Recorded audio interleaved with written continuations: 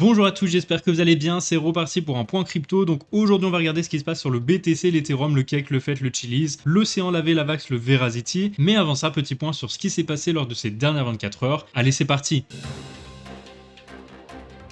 Après l'effondrement récent de l'écosystème Terra, les pays du G7 vont se réunir cette semaine pour discuter entre autres des crypto-monnaies. Le directeur de la Banque Centrale Française estime que ce qui s'est passé est un signal d'alarme sur le besoin urgent de réglementer les cryptos. La société Ledger a annoncé le déploiement à venir d'une extension web qui permettra à ses utilisateurs de connecter leur wallet aux applications décentralisées en toute sécurité. Un euro numérique pourrait voir le jour d'ici 2026, c'est ce que le membre du directoire de la Banque Centrale Européenne Fabio Panetta a indiqué, avec une phase de développement et de test qui pourrait commencer dès 2023.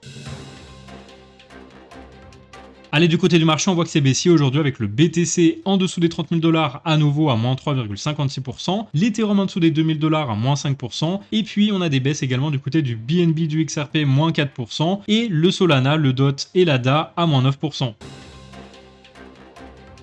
Donc on passe tout de suite à l'analyse des cryptos avec le BTC pour l'instant qui est en train d'être rejeté par sa Kijun et sa Tenkan ainsi que le nuage. Il faut absolument rebondir et recasser tout ça à la hausse pour aller chercher l'objectif à 34 700. On voit qu'on avait cassé ce pattern d'élargissement descendant par le haut qui déclenchait une target à 34 700. Pour l'instant c'est toujours d'actualité tant qu'on ne repasse pas en dessous du précédent plus bas ici à 27 900. Donc bien attendre de voir si on rebondit ici. On risque de rebondir en fait tout simplement sur le haut du pattern en orange. On voit qu'on a un plus petit pattern ici quand même, épaule, tête et épaule qui a été cassé. En théorie, eh bien, tant qu'on ne casse pas cette ligne ici horizontale que j'ai marquée en tant que support, eh bien on peut toujours espérer rebondir dessus, repartir en direction d'une cassure du nuage. Donc bien sûr, on vise toujours les 34 700, et puis si on casse à la baisse ce support aux alentours des 28 000, malheureusement on activera la target à 26 460, qui correspond tout simplement au précédent plus bas du marché. Et là, il faudra absolument rebondir parce que si on passe à ce niveau-là, on aura des chances de casser à la baisse, de faire un nouveau plus bas dans le marché, pourquoi pas en direction des 22 000 $ par exemple. L'Ethereum, lui, sa target est toujours à 2593 $ suite à la cassure de ce grand pattern d'élargissement descendant. On a pris la hauteur reportée à l'endroit de cassure, et maintenant on attend de voir s'il réintègre, s'il invalide le trade ou s'il part en direction de l'objectif. Pour l'instant on est sur un support important et sur un pullback, donc on pourrait très bien rebondir sur ce double support. On a la trendline et puis le plat ici formé par plusieurs points de contact par le passé, donc en théorie le prix pourrait très bien rebondir, recasser enfin le nuage en direction de ce niveau de prix. Maintenant évidemment si on recasse à la baisse, qu'on réintègre, on va invalider la target et du coup on visera un retour sur le niveau des 1838,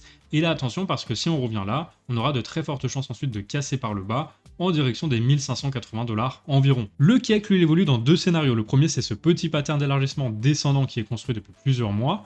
Et le deuxième, c'est le plus grand pattern d'élargissement descendant angle droit qui lui aussi est construit depuis la même période en fait. Et pour l'instant, tant que le prix il reste à l'intérieur de ce petit, on attend de voir s'il casse par le bas ou par le haut, sachant que pour l'instant, on est sous résistance. Ici, on voit qu'on avait rebondi 3 fois par le passé et que maintenant, ce niveau-là fait office de résistance. Donc en théorie, si on repart, on devrait être rejeté pour aller chercher le bas du pattern. Donc quoi qu'il arrive, si on est rejeté ici sur la Tenkan ou ici, on a de fortes chances d'être rejeté, d'aller chercher ici ce point bas à 3,60 pour peut-être mieux rebondir, aller casser par le haut ce nuage. Maintenant, dans tous les cas, moi je rentrerai pas en trade longue tant qu'on n'a pas regagné la Kijun parce que la Kijun aussi fait office de résistance. Donc pour moi, il faut absolument repartir au-dessus de la Kijun pour repartir dans un petit état de confiance, ensuite casser à la hausse ce nuage, en direction d'un objectif à 16,67 qui correspond à cette hauteur-là, reporter à l'endroit de cassure, et si on va chercher cet objectif-là, on aura cassé le plus grand pattern ici, aux alentours du coup des 13,35, et là du coup ça nous donnera un objectif beaucoup plus grand à 41,69, qui correspond à toute cette hauteur-là, reporter à l'endroit de cassure, mais pour l'instant, tant qu'on reste sous les résistances, on fait attention à la cassure par le bas qui pourrait entraîner le prix aux alentours des 1,57 $. Ça correspond à cette hauteur-là, reportée à l'endroit de cassure. Même scénario pour le fait qu'il évolue dans un petit pattern d'élargissement descendant à l'intérieur d'un plus grand pattern d'élargissement descendant angle droit. Donc en théorie, c'est deux patterns là aussi qui cassent en général par le haut. On attend quand même de voir si on casse par le bas ou par le haut. Pour l'instant, on a le prix qui est rejeté par la Tenkan. On risque d'aller chercher le bas du pattern à 0,12 avant de potentiellement rebondir. Et dans tous les cas, moi, tant qu'on ne casse pas ce niveau de résistance à 0,25, c'était un support plusieurs fois par le passé. Donc en théorie, tout support devient résistance si on casse par le bas. Maintenant, donc il faut absolument recasser la Kijun et la résistance à 0,25. Si on repasse au-dessus, on pourra viser un rebond et recasser le nuage à la hausse en direction des 0,57, donc le haut du pattern. Et si on casse ça, on ira ensuite chercher les 1,94.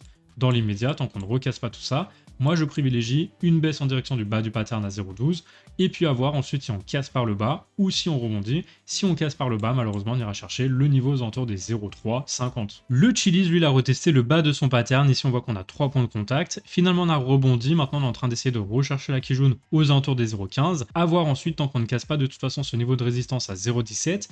Moi je reste vigilant hein, comme sur les autres cryptos, donc il va falloir absolument recasser ça à la hausse, aller casser le nuage pour aller chercher le haut du pattern à 0,32 et ensuite seulement lorsqu'on aura recassé ça à la hausse, on déclenchera une target à 1,02. Pour l'instant, attention, on risque quand même d'être rejeté étant donné que les crypto-monnaies elles sont en train de repartir à la baisse. On peut faire la même chose ici sur le Chiliz, repartir en dessous de la Tenkan, aller chercher le bas du pattern à 0,09 et là attention à ne pas casser par le bas, soit on va rebondir à les casser à nouveau, ou soit on va casser par le bas en direction des 0,02 qui correspondent à cette hauteur-là reportée à l'endroit de cassure. Du côté de l'océan, eh bien le scénario est très simple. Si on casse par le haut, on ira chercher les 0,91. Si on casse par le bas, on ira chercher ce niveau des 0,06. Pour l'instant, tout ce qu'on a à voir, eh bien c'est que ici le prix a rebondi une fois sur le bas du pattern.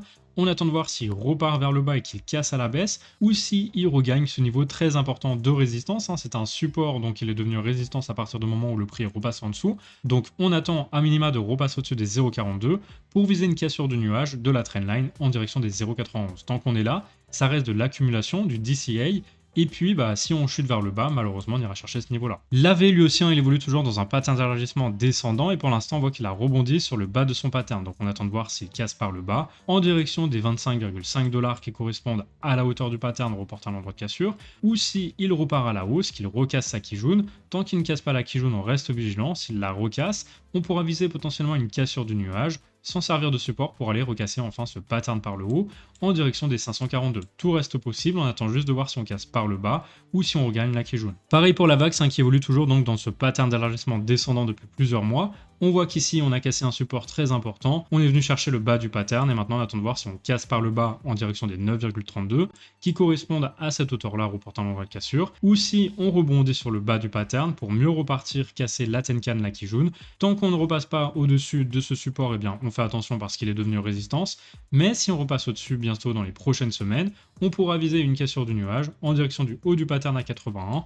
Et ensuite, si on casse le pattern, eh bien on ira chercher les 220$ qui correspondent à cette hauteur-là reportée à l'endroit de cassure. Et enfin, le Verasity, lui aussi, il évolue depuis plusieurs mois dans un pattern d'élargissement descendant. Pour l'instant, on a quand même tout ce niveau ici en résistance, donc on fait attention, tant qu'on ne recasse pas ça, on reste baissier, donc on attend de voir déjà si on regagne ce niveau aux alentours des 0,18. Si on casse tout ça à la hausse, on ira chercher les 0,052 qui correspondent à cette hauteur-là reportée à l'endroit de cassure. Et si malheureusement, on est rejeté et on revient chercher le bas du pattern, il faudra absolument rebondir et recasser ça à la hausse parce que sinon, on va casser par le bas et aller chercher encore une fois une nouvelle chute en direction des 0,001$. Et voilà, c'est la fin de ce point crypto de jour, donc merci à tous de l'avoir regardé. Si vous avez des questions, des remarques, eh bien n'hésitez pas à m'en faire part dans les commentaires. Et puis, si cette vidéo vous a plu, n'oubliez pas de la liker et de suivre la chaîne. Allez, sur ce, je vous souhaite une très belle fin de journée, je vous dis à demain pour une nouvelle vidéo.